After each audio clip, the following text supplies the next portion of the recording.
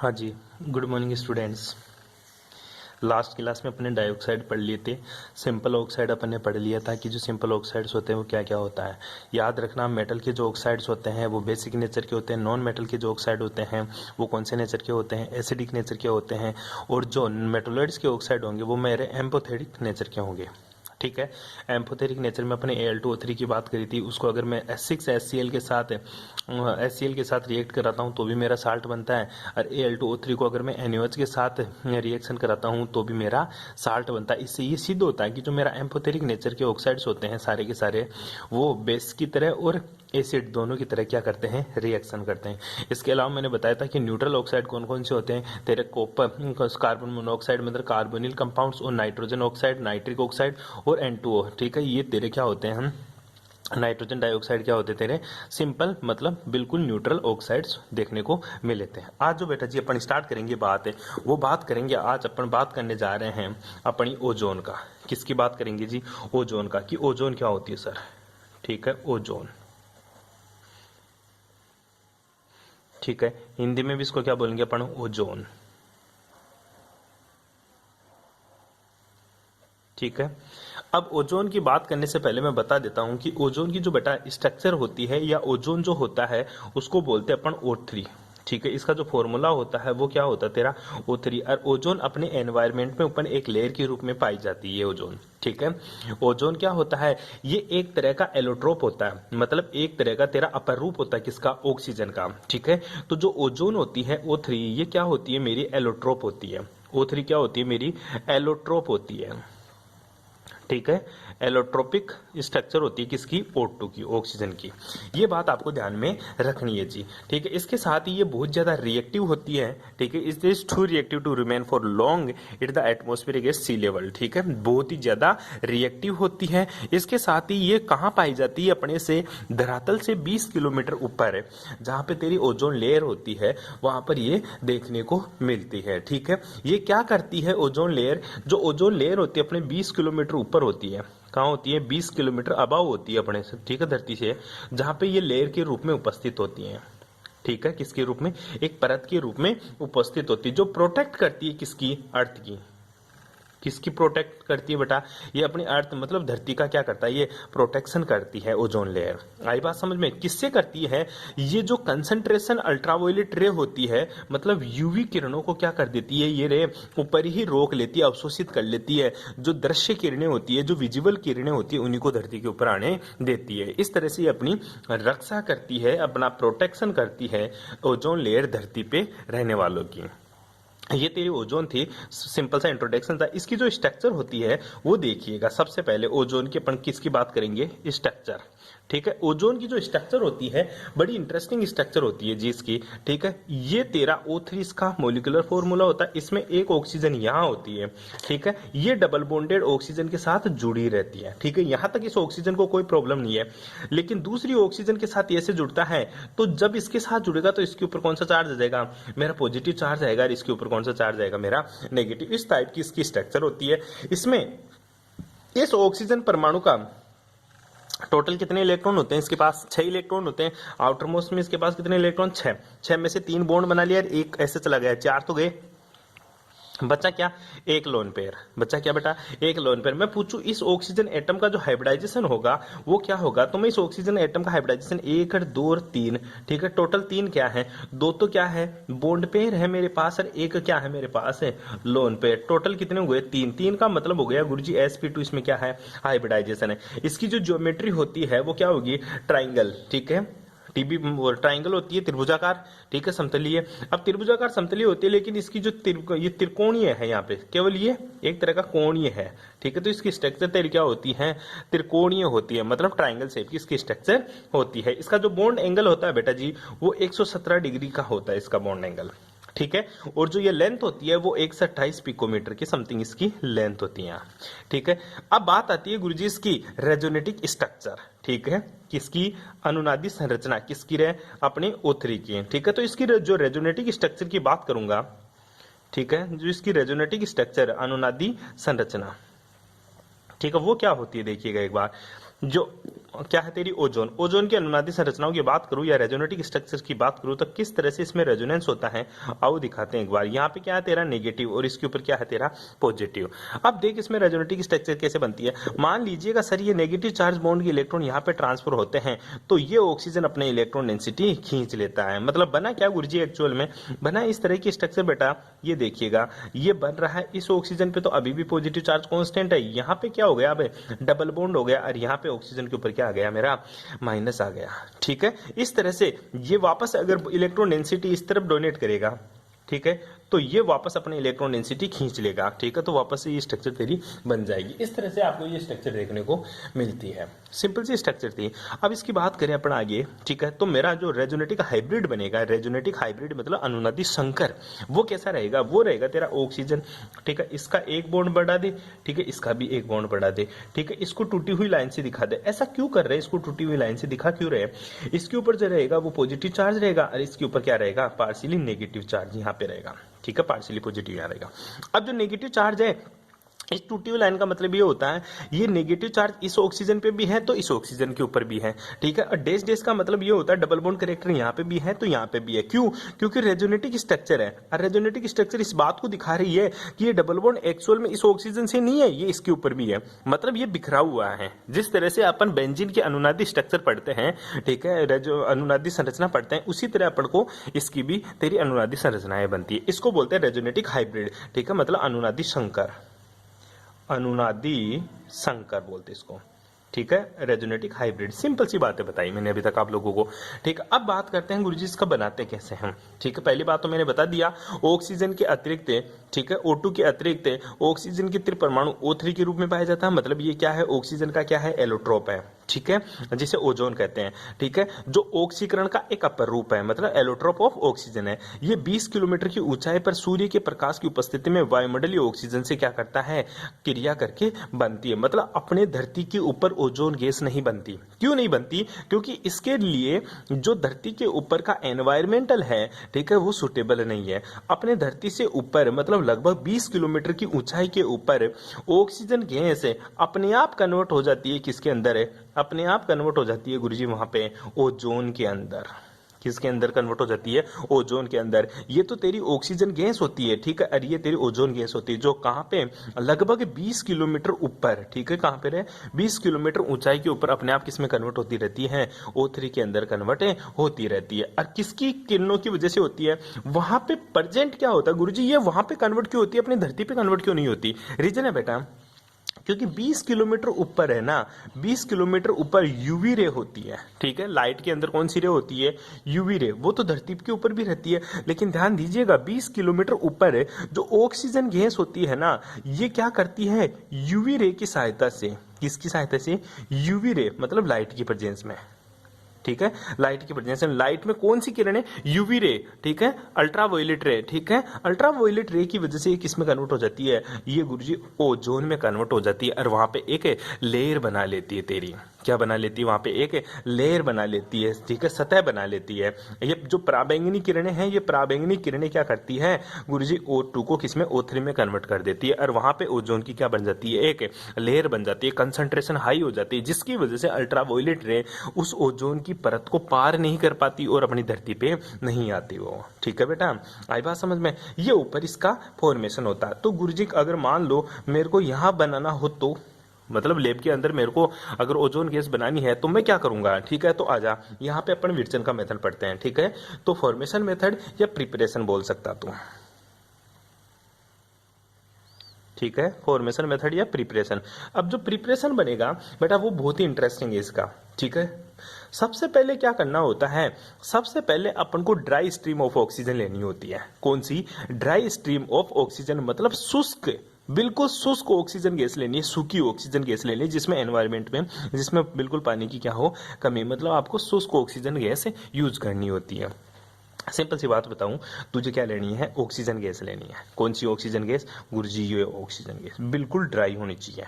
ठीक है, oxygen gas लेनी है, बिल्कुल ड्राई ऑक्सीजन गैस। ये कन्वर्ट होती है किसमें, O3 के अंदर कन्वर्ट होती है, 2O3 के अंदर कन्वर्ट। इतना तो मेरे को पता है, लेकिन इसके लिए जो इंटरेस्टिंग चीज है ना वो क्या है, इसके लिए बेटा इंटरेस्टिंग चीज यही है कि इसका जो टेम्परेचर रखा जाए ना वो तो 273 केल्विन रखा जाए।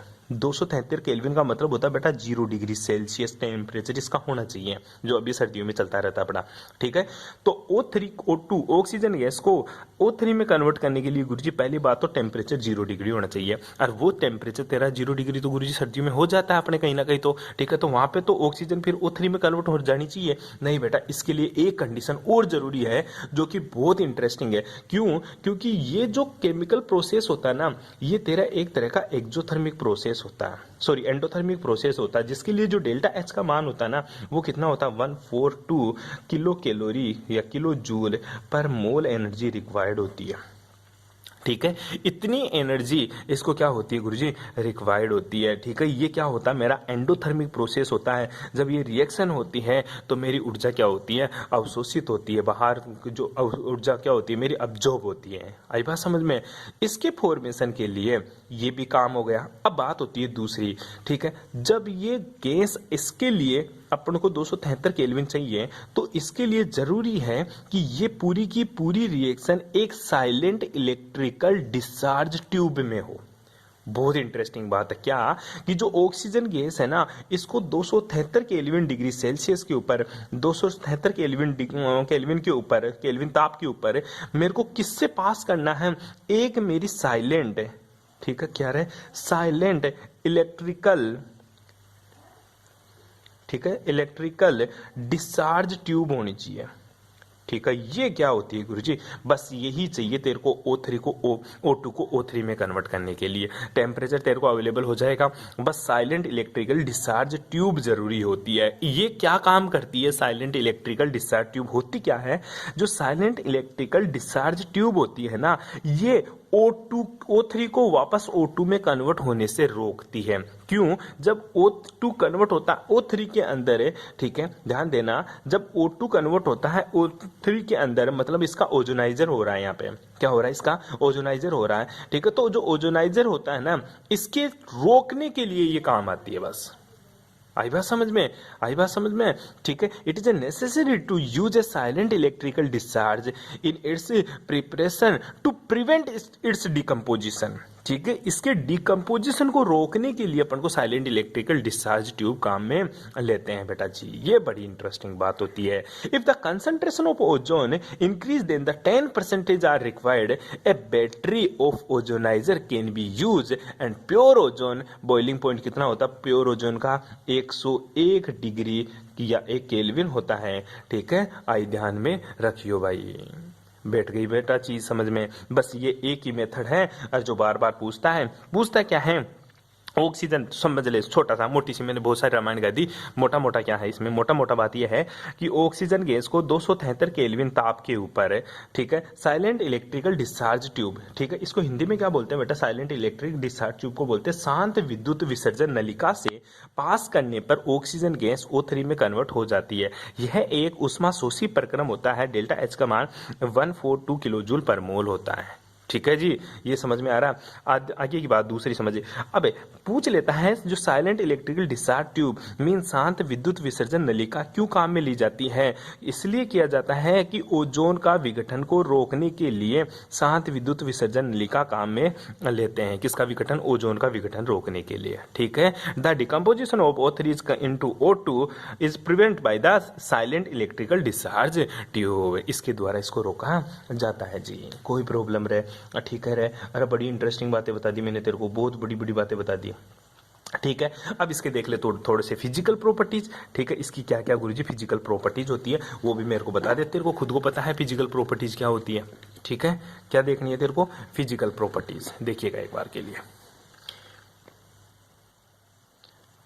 फिजिकल प्रॉपर्टीज, ठीक है, मतलब भौतिक गुण।